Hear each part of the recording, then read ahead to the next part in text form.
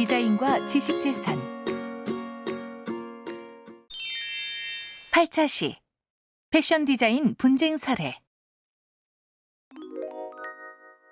생강열기, 의류나 신발, 액세서리와 같은 것들이 패션 디자인 분야에서 만들어지는 대표적인 디자이너의 지적 창작물이라 할 수 있습니다. 다만 앞서 살펴본 것처럼 이러한 디자인들이 모두 디자인 보호법에 의해서만 보호받는 것은 아닙니다. 예를 들어 버버리 특유의 체크 무늬는 상품의 외관 디자인임과 동시에 버버리 상품임을 나타내는 상표로서 보호받은 바 있습니다. 그리고 뉴발란스 하면 떠올리는 N 역시 운동화 측면에 표시된 디자인의 일부지만 뉴발란스 운동화를 떠올리게 하는 상표로서 그 권리를 보호받은 바 있습니다. 작업복상의 디자인과 관련하여 벌어졌던 분쟁은 디자인 보호법에 의해 다루어졌는데 이 사건에서는 외관 디자인의 유사성이 문제가 되었습니다. 여기서 중요한 것은 단순히 비슷해 보인다라고 해서 그것만으로 디자인의 침해 여부를 판단할 수는 없다는 것입니다.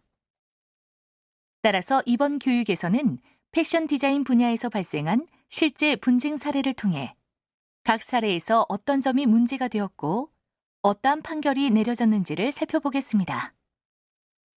아울러 각 사례에서 알아두어야 할 디자인의 상표적 사용과 상표의 식별력, 디자인의 유사성 판단 기준 등에 대해서도 다루어 보겠습니다.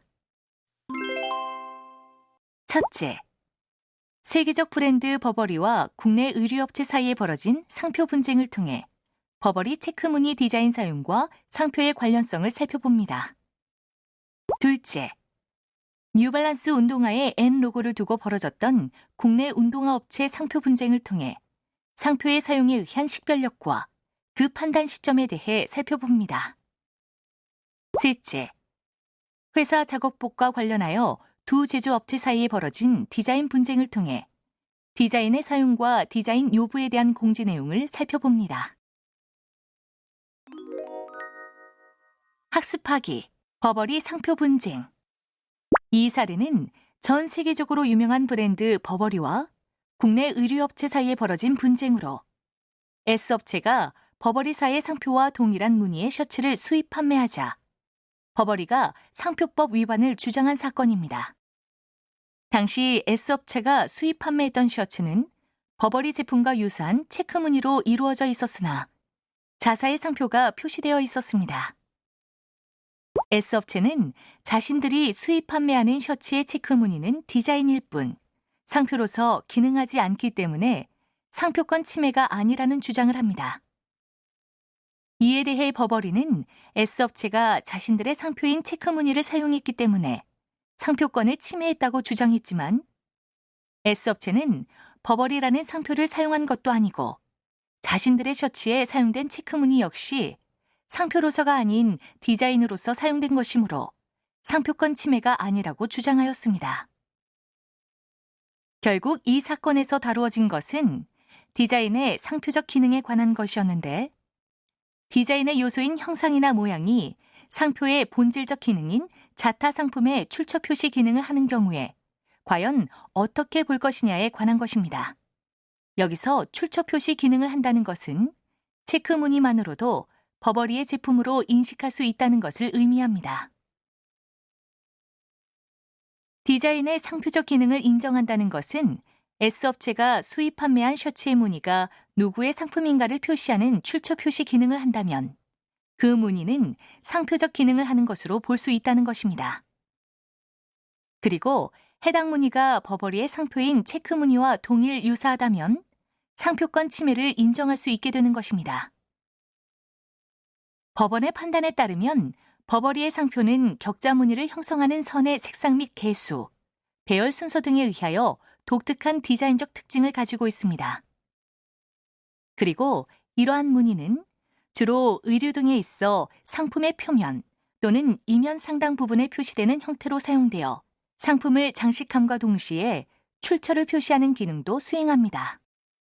S업체가 수입한 셔츠의 격자 무늬는 버버리의 체크 무늬에 비해 세로선의 폭이 가로선의 폭보다 약간 좁고 바탕색도 약간 옅지만 격자 무늬를 형성하는 선의 색상, 개수, 배열 순서가 동일하여 전체적으로 버버리사의 체크무늬 상표와 매우 유사하며 사용 형태도 유사하다고 판단한 것입니다.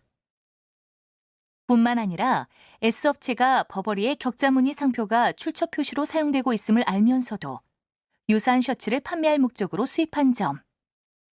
셔츠에 버버리와는 다른 S 땡땡땡땡이라는 별도의 상표가 표시되어 있으나 하나의 상품에 여러 상표가 표시될 수 있다는 점. 그리고 S 땡땡땡땡의 표시 위치 및 크기 등을 고려할 때 해당 업체의 셔츠 무늬도 상품의 출처를 표시하기 위한 상표로서 사용되었다고 보아야 한다는 것입니다.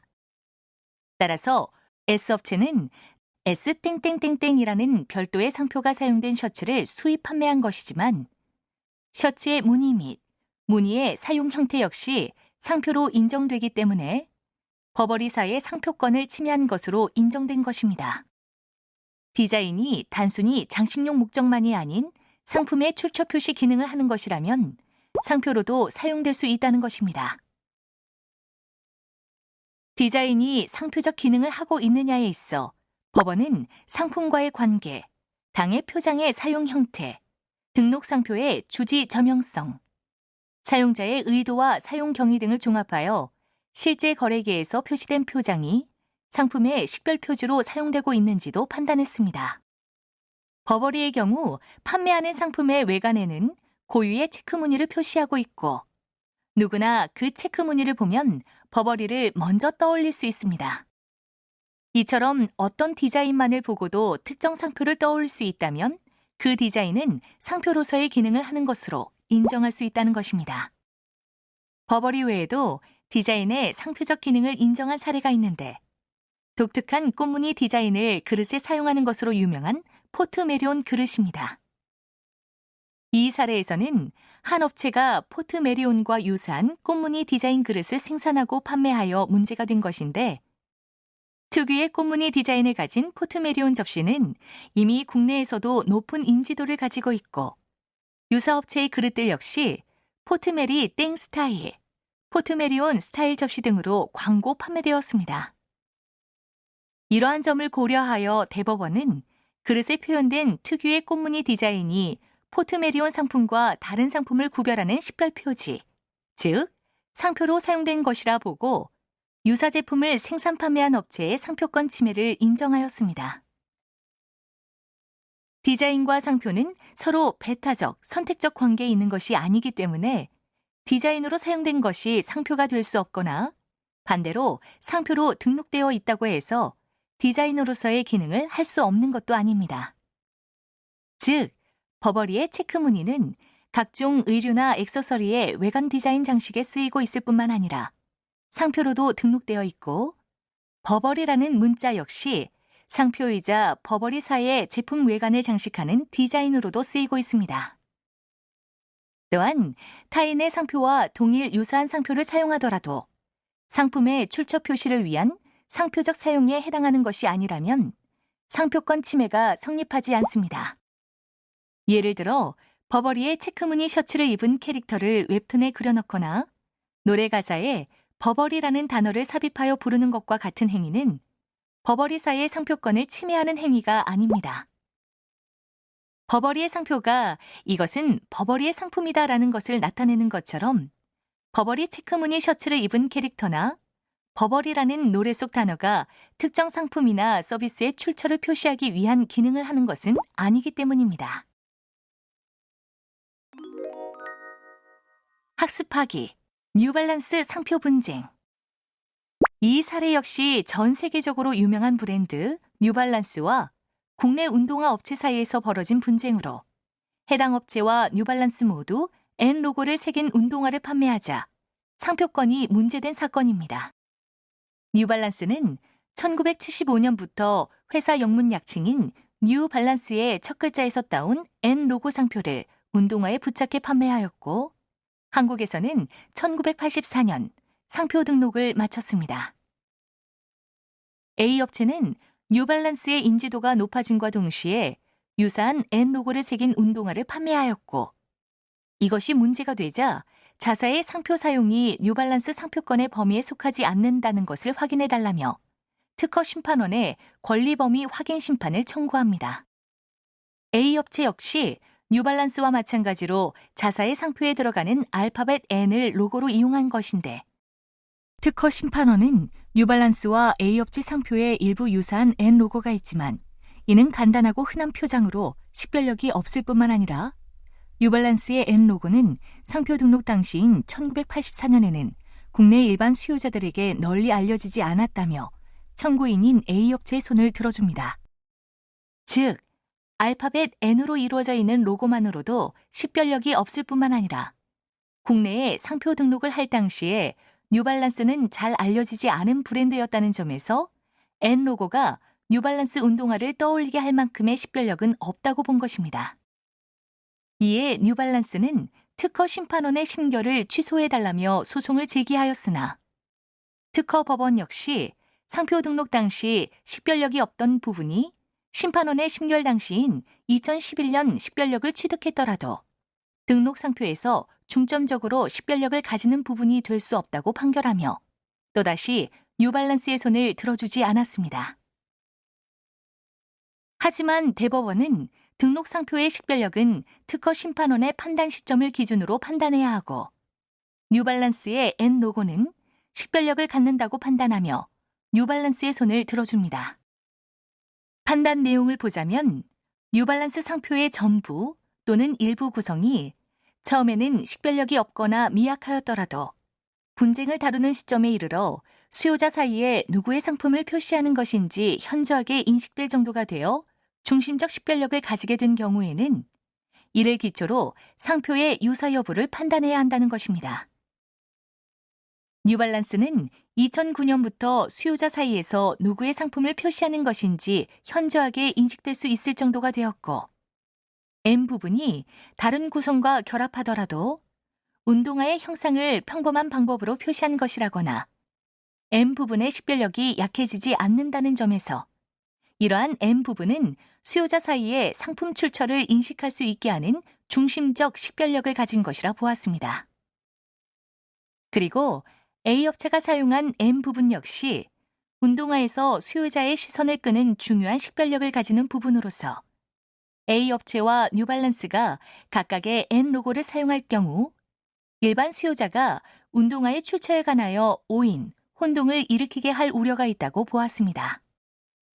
결국 A업체가 사용하는 N 로고는 뉴발란스의 등록 상표 권리 범위에 포함되는 것으로서 상표권을 침해한 것입니다.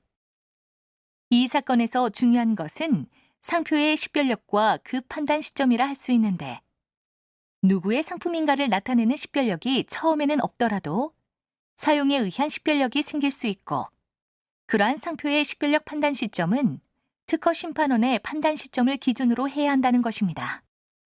참고로 상표법 제33조 제2항은 사용에 의한 식별력을 규정하여 처음에는 식별력이 없어 등록받을 수 없는 상표라도 사용에 따라 식별력이 생긴 경우에는 상표 등록을 받을 수 있도록 하고 있습니다.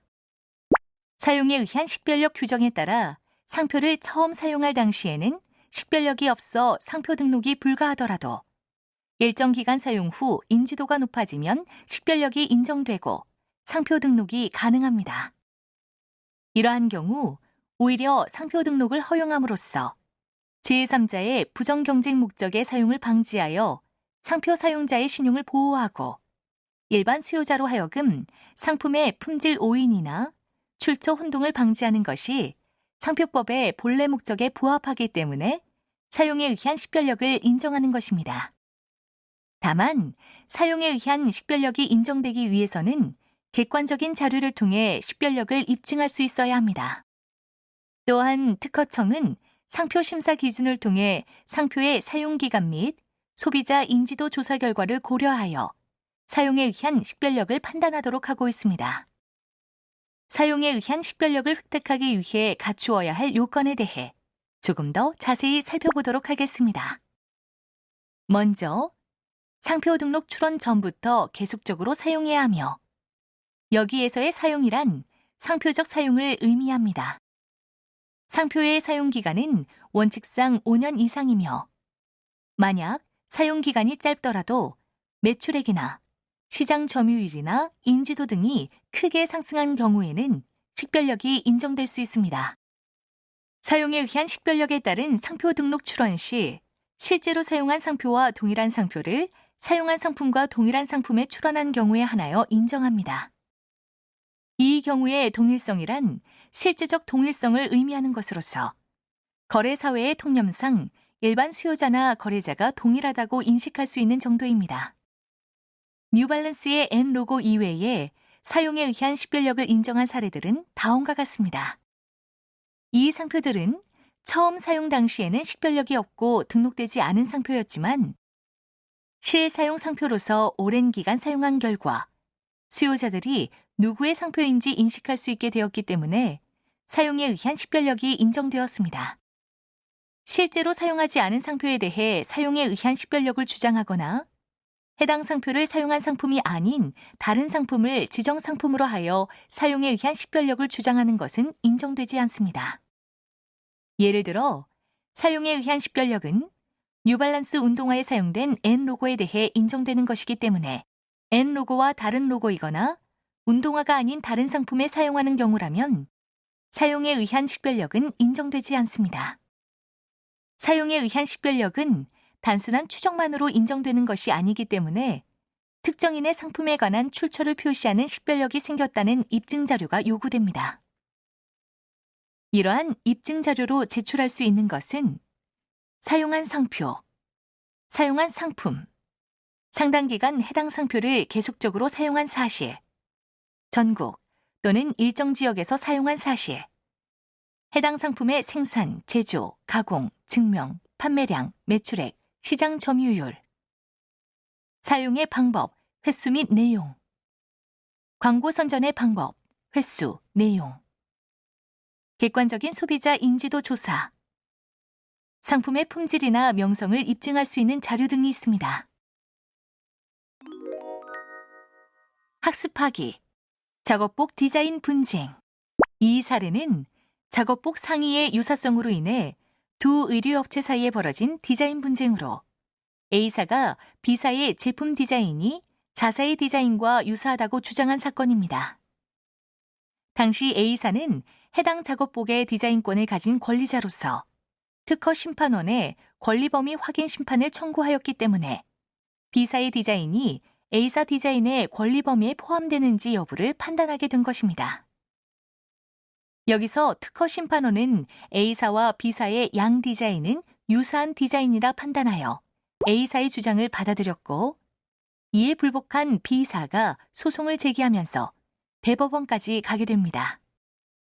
A사와 B사의 각각의 주장을 살펴보면 먼저 A사는 디자인의 특징적인 부분이 거의 동일하거나 유사하고 단지 가슴 부위의 주머니 덮개선에 있어서만 차이가 있기 때문에 전체적으로 같은 디자인이라고 주장하였고 B사는 가슴 부위의 주머니 덮개선에 신규성이 인정되고 나머지 부분은 공지된 디자인이므로 전체적으로 다른 디자인이라고 주장합니다.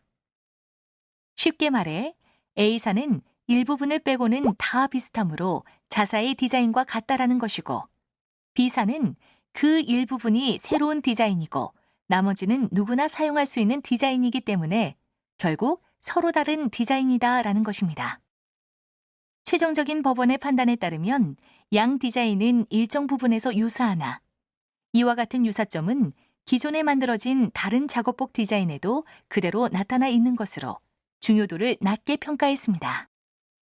일정 부분, 즉 몸체 상부와 팔 부분은 짙은 색, 몸체 하부는 밝은 색으로 배치한 점, 지퍼의 좌우 양편 옵섭 부분에 넓고 긴 밝은색 천을 옷깃부터 허리단까지 댄 점, 가슴부의 가로덮개 하단과 좌우 옆 주머니의 단부가 짙은 색의 천으로 마감 처리된 점 등 이러한 부분은 A사의 디자인 등록 이전부터 이미 다른 작업복 디자인들에도 존재했던 것으로서 A사에게 주어진 독점적이고 배타적인 디자인이라 볼 수 없다고 판단한 것입니다. 그런데 A사의 디자인 중 가슴 부위 절개선 등의 형상과 모양은 작업복 앞면에서 흔히 볼 수 있는 형상이 아니고 수요자에게도 잘 보여 보는 사람의 주의를 가장 끌기 쉬운 부분으로서 해당 디자인의 중요 부분에 해당합니다.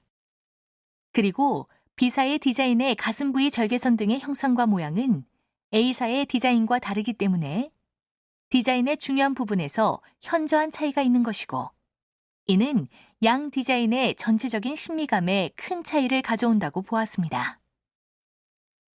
따라서 양 디자인은 중요한 부분을 중심으로 대비 관찰하였을 때 보는 사람이 서로 다른 신미감을 느끼므로 A사와 B사의 디자인은 서로 동일 유사한 디자인이 아니며 B사의 디자인은 A사의 등록 디자인 권리 범위에 속하지 않는다고 보았습니다. 결론적으로 대비되는 디자인의 공지 부분이 동일 유사하다고 하더라도 공지 부분을 제외한 나머지 특징적인 부분과 이에 대비되는 디자인에 해당 부분이 서로 유사하지 않다면 대비되는 디자인은 등록 디자인의 권리 범위에 속한다고 할 수 없는 것입니다. 공지 디자인이란 디자인 등록 출원 전에 국내외에서 불특정 다수인이 알 수 있도록 공표된 디자인으로 누구나 이용할 수 있게 된 디자인을 의미합니다. 따라서 누구도 디자인 등록을 하지 않은 채 흔히 사용되어 온 디자인이라면 이미 공지된 디자인으로서 누구나 사용할 수 있는 것입니다. 일반적으로 출원한 디자인이 이러한 공지 디자인으로만 이루어져 있다면 당연히 등록될 수 없습니다. 그런데 이 사례에서와 같이 디자인 구성의 일부가 공지 디자인인 경우에 등록은 될 수 있으나 공지된 부분에 대해서는 독점, 배타적인 권리를 주장할 수 없게 됩니다. 이와 관련하여 디자인보호법 제33조 제2항은 출원 전에 그 디자인이 속한 분야에서 통상의 지식을 가진 사람이 공지 디자인이나 공지 디자인과 결합하여 쉽게 창작할 수 있는 디자인은 등록받을 수 없다고 규정하고 있습니다. 다시 말해 공지 디자인뿐만 아니라 공지 디자인과 결합하여 만들어낸 디자인이 해당 분야의 디자이너가 쉽게 창작해낼 수 있는 수준이라면 공지 디자인과 마찬가지로 누구나 자유롭게 실시할 수 있다는 것을 의미합니다. 디자인의 요부란 해당 디자인에서 가장 중요한 부분을 의미하는 것으로서 전체 디자인에서도 특정 형상이나 모양 등의 일부분이 수요자에게 해당 디자인을 인지, 각인시키는 역할을 한다면 요부로 인정됩니다. 작업복 디자인이 문제가 된 이 사례에서는 공지된 부분을 제외하고 양 디자인의 차이를 가져오는 가슴 부분이 바로 이 요부에 해당합니다. 다만 이러한 요부는 디자인에 따라 다르며 어떤 디자인의 경우에는 요부가 존재하지 않을 수도 있습니다. 디자인 분쟁이 발생했을 경우 요부가 있느냐, 없느냐, 어디가 요부에 해당하느냐는 창작자의 주관적인 기준에 따르는 것이 아니라 법원의 객관적인 판단에 의하여 결정됩니다. 결국 대비되는 디자인의 요부가 동일 유사하다면 디자인권 침해가 인정될 수 있고 반대로 일부의 유사성은 인정되지만 요부가 유사하지 않아 서로 다른 디자인으로 인식될 가능성이 크다면 디자인권 침해는 인정되지 않게 됩니다. 지금까지 패션 디자인 분야에서 벌어진 분쟁 사례를 통해 버버리의 체크 무늬와 뉴발란스 운동화의 로고, 작업복 상의 디자인이 어떻게 보호받았는지, 그리고 이와 관련하여 디자인의 상표적 사용과 사용에 의한 식별력, 디자인의 요부에 대해서도 살펴보았습니다. 평가하기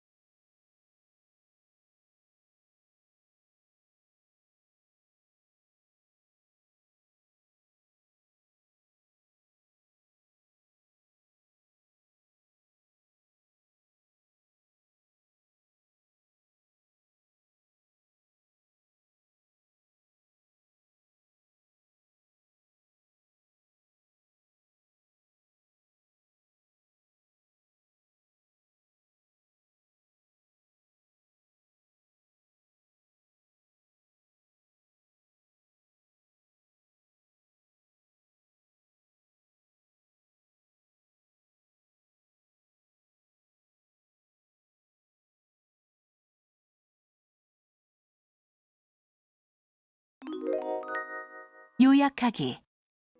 지금까지 버버리 상표 분쟁과 뉴발란스 상표 분쟁, 작업복 디자인 분쟁 사례를 살펴보았습니다. 핵심 요약을 통해 배운 내용을 떠올려 보세요.